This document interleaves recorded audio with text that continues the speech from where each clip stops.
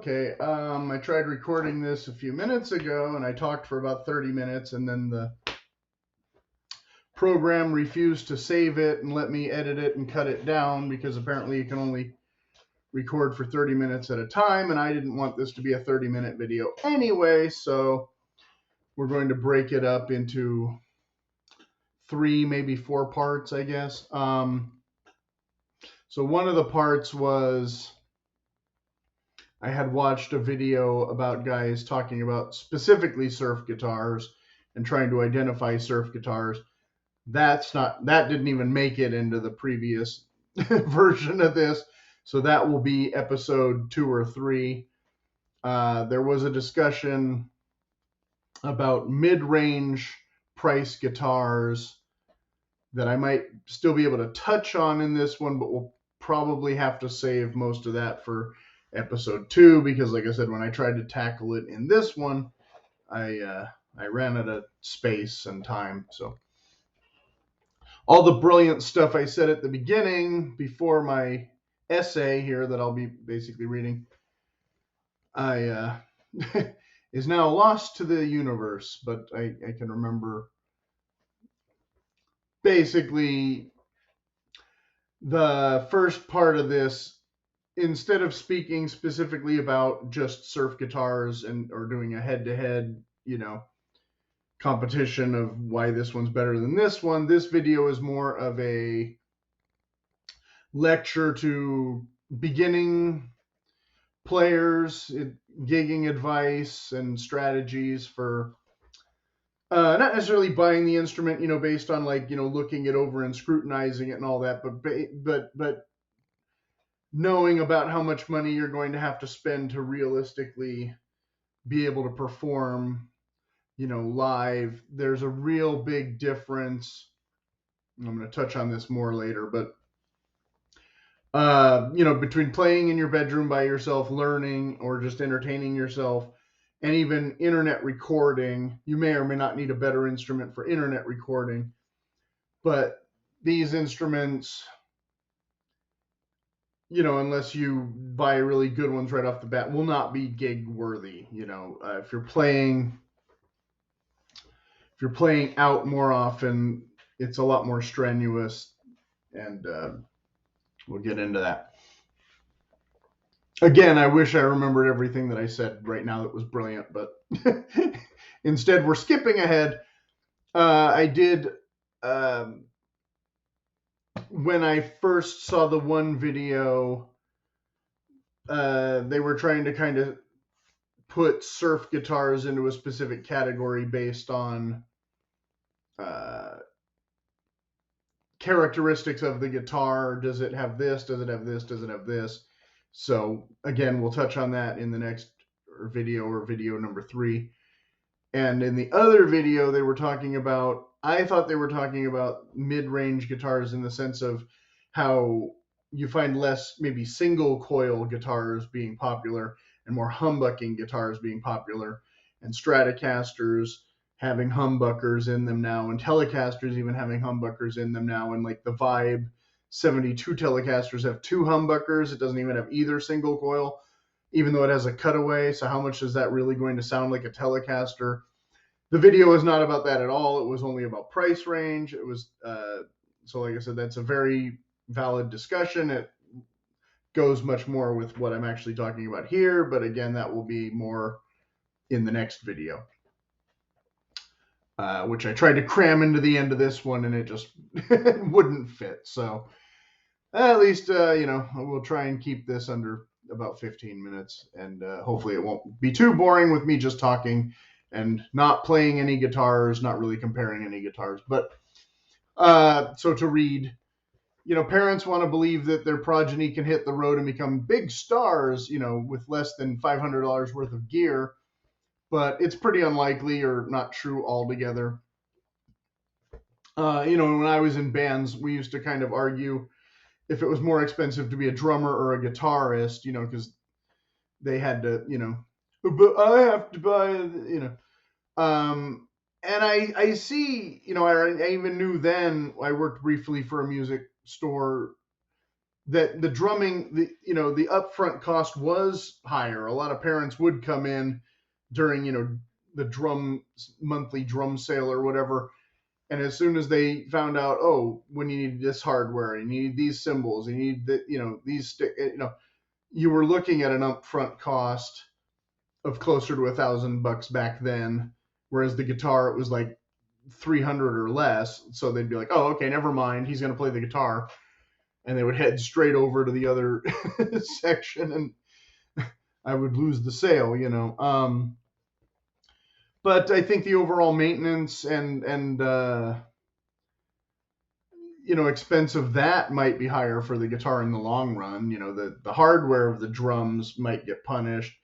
The heads would need to be replaced, maybe the cymbals, over time, but the shells themselves and the hardware itself, like, again, unless you're touring extensively, I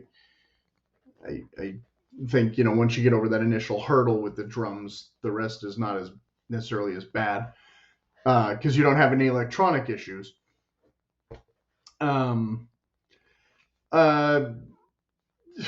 I'm not, but we're not going to talk about drums.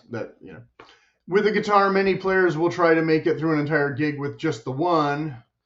But I always argued even back then that it's good to have a backup in case you break a string, or maybe even a third one if you have, some song in an alternate tuning.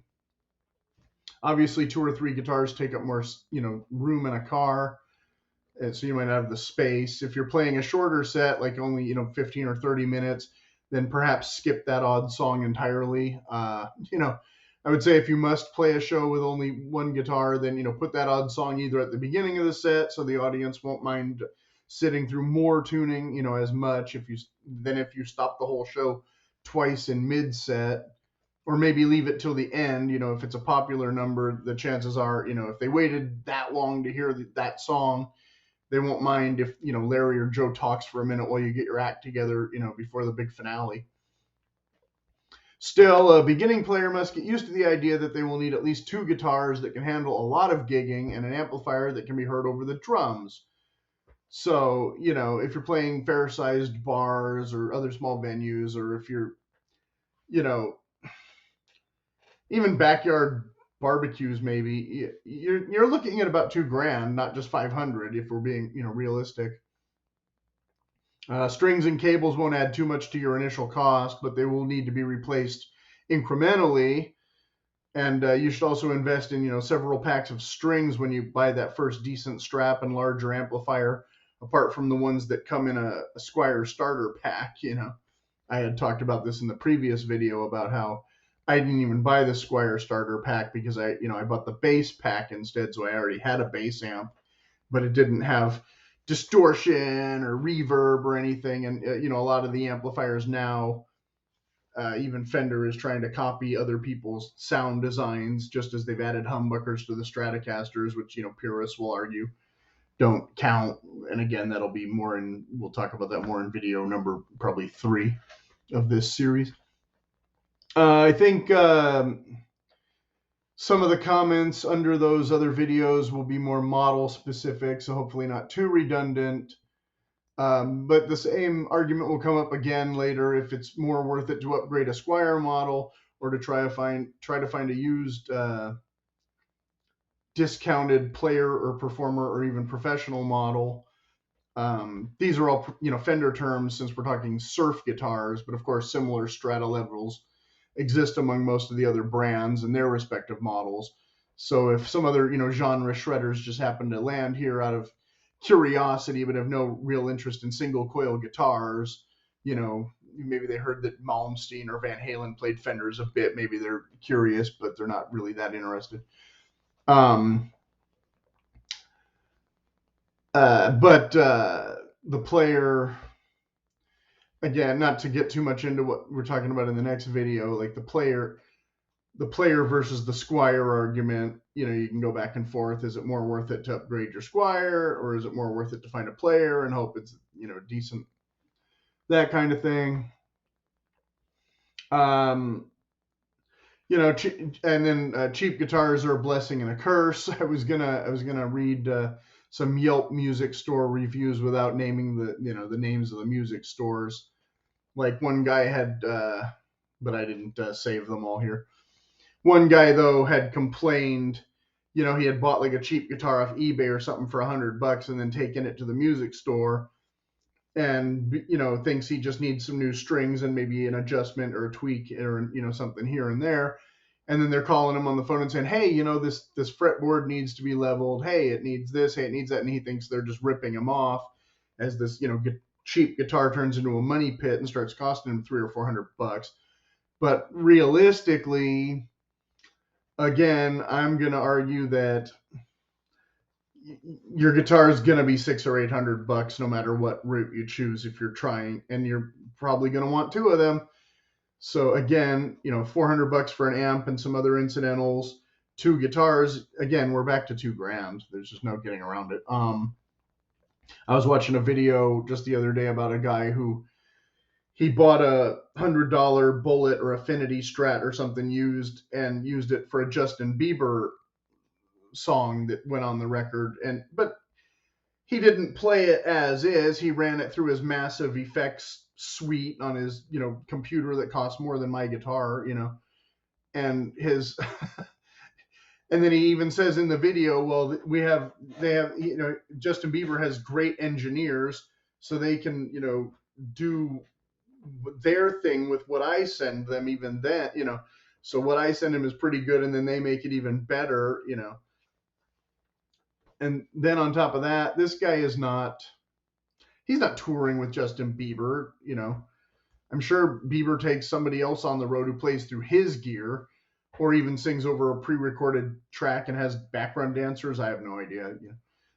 There's no way this guy's going out on the road with $100 used, Strat, no matter how much he likes the pickups, because they sound 80s after running them, through his machines. That guitar would not likely survive 3 months on the road and hundreds of shows, the same way it can survive for 20 years in his climate controlled house, being played a couple times a week. It's just not the same thing. Scrolling. Like I said, I can't get too much into that. And last time I tried to get into this and ran out of time. So for those of you who are hoping for more right now, I'm going to have to say tune in for the next one.